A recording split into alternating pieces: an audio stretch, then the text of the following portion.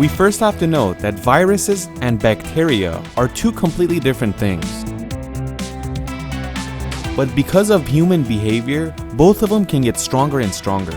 And that is why in today's video, we're going to talk about the similarities and differences of viruses and bacteria. You can refer to these two as germs as well, but even though you can call them both germs, they're completely different. There's a little bit of similarities as well, and first we're going to talk about similarities.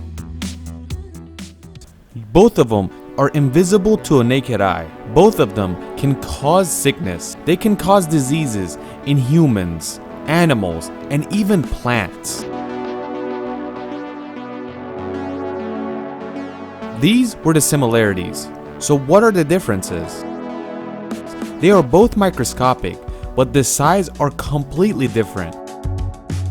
A bacteria can be 200 times a virus.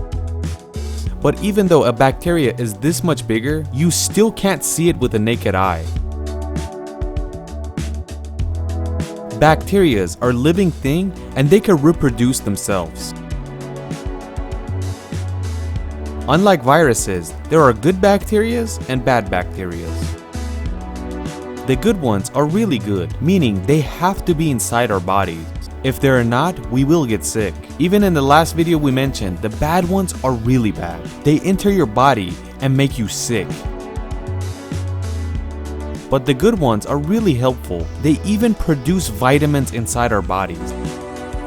Bacteria can even produce vitamin K. And the good thing about vitamin K is that it helps blood clot. So vitamin K makes the blood clot when you get a cut, instead of just pouring out of your body. Another good thing bacteria does to our body, it digests food for you. But let's go see what a virus is.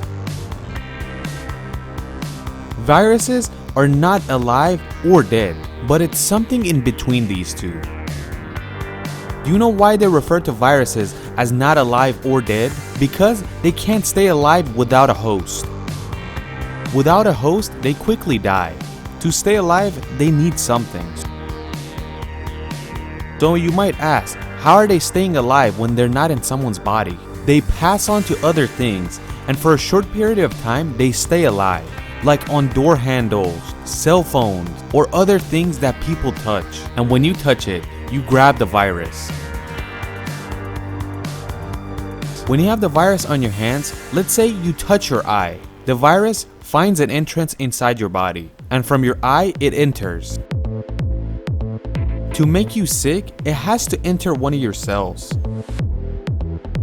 This not living, not dead thing that is nothing without you has entered your body, and when it enters your cell, it thinks it's on top of the world.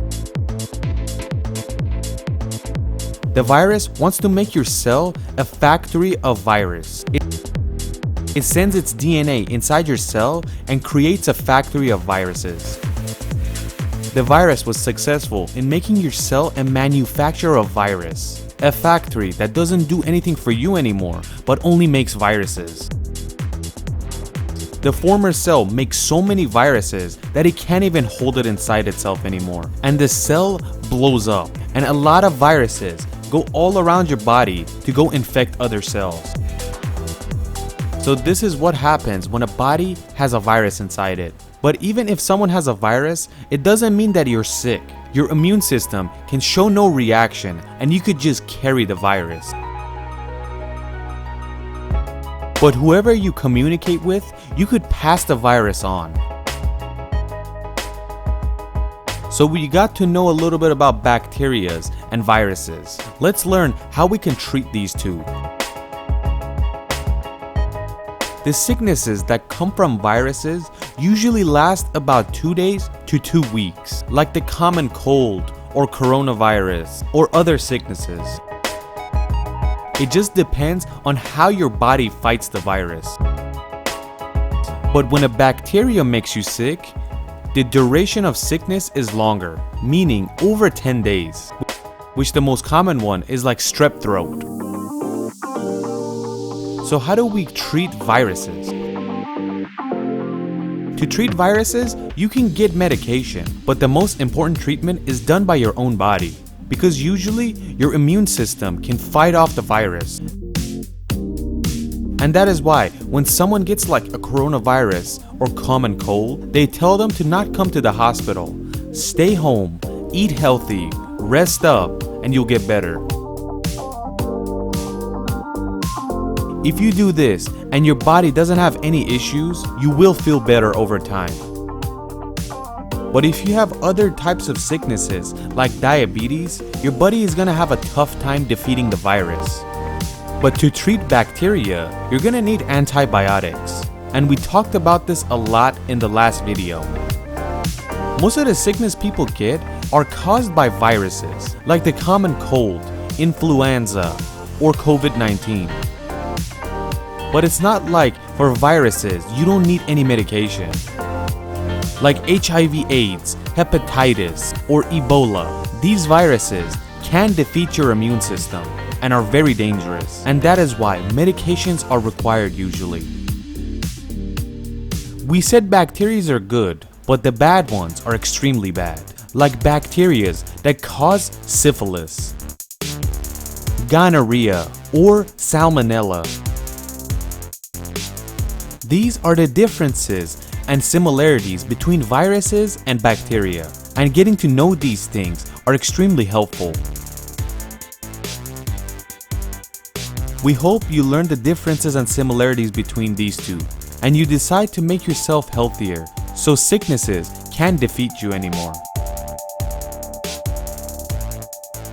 But another important thing you should know is that you should exercise, work out, and eat healthy foods. If you look at the world, the overweight population is rising every day, and the cause of this is sugar intake.